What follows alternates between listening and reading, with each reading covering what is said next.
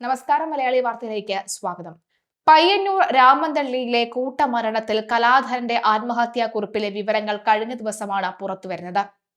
ഈ വിവരങ്ങളിൽ നിന്ന് മനസ്സിലാക്കാൻ സാധിക്കുന്നത് കൃത്യമായി തന്നെ പലതരത്തിലുമുള്ള പീഡനങ്ങൾ, പ്രത്യേകിച്ച് മാനസിക പീഡനം കലാധരൻ നേരിട്ടിട്ടുണ്ട് എന്നുള്ളതാണ്.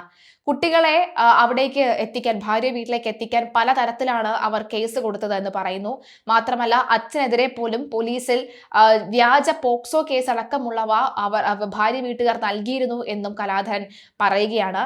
ആത്മഹത്യാ കുറിപ്പിന് മുകളിലായി വീടിന്റെ മുൻവശത്തെ താക്കോലും വെച്ചിരുന്നു. വീടിന്റെ മുൻവശം പൂട്ടി താക്കോല് ഈ ഒരു മേശപ്പുറത്ത് വെച്ച് ഈ കത്തിന് മുകളിലെ വെച്ചതിന് ശേഷം പുറകിലെ വാതിലിലൂടെ കയറിയാണ് ഇയാൾ കുട്ടികളെ കൊന്നതും ശേഷം അമ്മയും ഇയാളും തൂങ്ങി മരിക്കുകയും ചെയ്തത്. ആ കുട്ടികളെ കൊല്ലുന്നത്, കലാധരൻ കുട്ടികളെ കൊല്ലുന്നത് അമ്മ നോക്കി നിൽക്കുന്നു എന്നടക്കമുള്ള വിവരങ്ങളും വരുന്നുണ്ട്. എന്തായാലും കലാധരന്റെ ഭാര്യ കള്ളക്കേസുകൾ നൽകി നിരന്തരമായി മാനസികമായി പീഡിപ്പിച്ചതാണ് മരണകാരണമെന്നാണ് കത്തിലെ ഉള്ളടക്കം. തിങ്കളാഴ്ച രാത്രിയാണ് 2-6 വയസ്സുള്ള കുട്ടികളെ കൊലപ്പെടുത്തിയ ശേഷം കലാധരനും അമ്മയും തൂങ്ങി മരിച്ചത്. കൂട്ട ആത്മഹത്യക്ക് പിന്നിൽ കലാധരന്റെ ഭാര്യയാണ് എന്ന് ആരോപിച്ച് കുടുംബം രംഗത്തെത്തി. കലാധരനും ഭാര്യ നയൻതാരയും തമ്മിൽ കുടുംബ കോടതിയിൽ കേസ് നിലനിൽക്കുന്നുണ്ട്. കുട്ടികളെ വിട്ടുകിട്ടാൻ കോടതി ഉത്തരവിട്ടതും പോലീസ് വിളിപ്പിക്കുന്നതും കുടുംബത്തെ കടുത്ത സമ്മർദ്ദത്തിലാക്കിയിരുന്നു.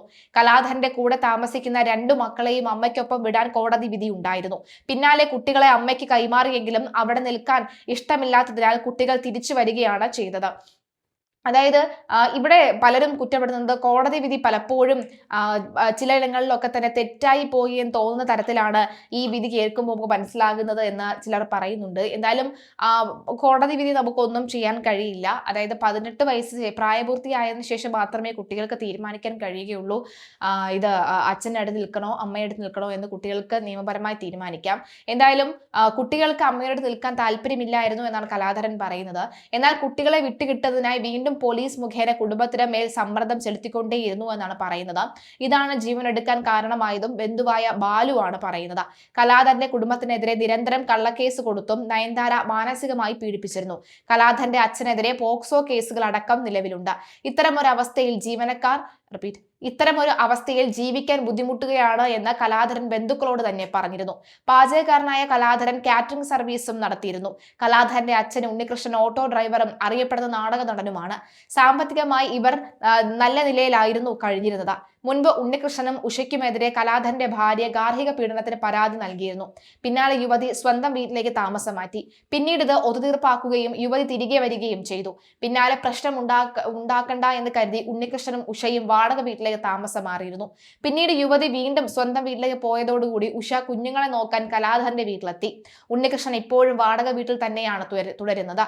ഇതിനിടയിലാണ് കൂട്ടമരണം നടക്കുന്നത്.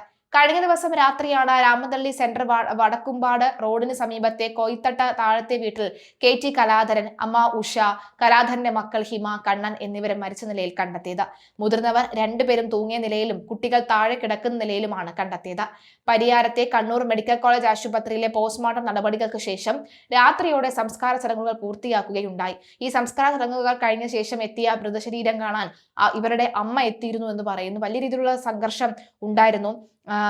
ജനങ്ങളെ കാണാൻ, ഇവരെ കാണാൻ, അവസാനമായി ഒരു നോക്ക് കാണാനായി ജനങ്ങൾ ഒഴുകിയെത്തുകയും ഒക്കെ ചെയ്തിരുന്നു എന്ന വിവരമാണ് ലഭിക്കുന്നത്. എന്തായാലും ഇത് കൂടുതൽ അന്വേഷിക്കേണ്ടതുണ്ട്. ഗാർഹിക പീഡനം ഭാര്യയുടെ ഭാഗത്തു നിന്നാണ് ഉണ്ടായിരുന്നെങ്കിൽ തീർച്ചയായും ശിക്ഷിക്കപ്പെടേണ്ടത് തന്നെയാണ്. ഇതൊരു പക്ഷെ ഒരു അമ്മയും 2 മക്കളുമാണ് തൂങ്ങി മരിച്ചത്, അല്ലെങ്കിൽ ഇത്തരത്തിൽ കൂട്ട ആത്മഹത്യ ചെയ്തതെങ്കിൽ തീർച്ചയായും അതിന്റെ മറുവശം നിൽക്കുന്ന ഭർത്താവിനെതിരെ രൂക്ഷമായ വിമർശനവും ചർച്ചകളും ഈ കോടതി വിധികളും അതുപോലെ തന്നെ ഈ ചർച്ചകളിലെ വിധികളും ഒക്കെ തന്നെ ഉണ്ടാകുമായിരുന്നു. അപ്പോൾ ഇത്തരം കേസുകളും കൃത്യമായി തന്നെ പഠിക്കേണ്ടതുണ്ട് എന്നുള്ളതാണ് ഇപ്പോൾ നമ്മളിവിടെ മനസ്സിലാക്കുന്ന പ്രധാന കാര്യം.